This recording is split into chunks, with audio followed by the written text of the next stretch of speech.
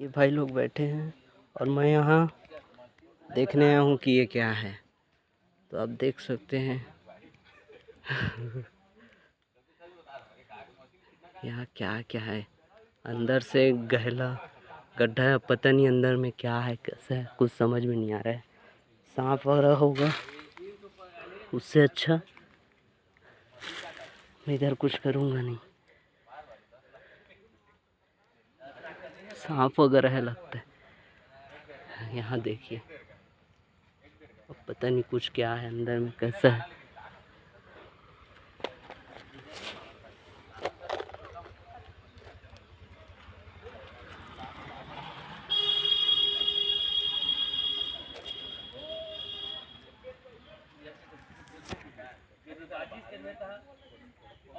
लोहा मिलेगा या तो वो मिलेगा ना, और बताते कितना मीटर कितना अंदर का 10-15 मीटर के लिए बस बता सकते हो।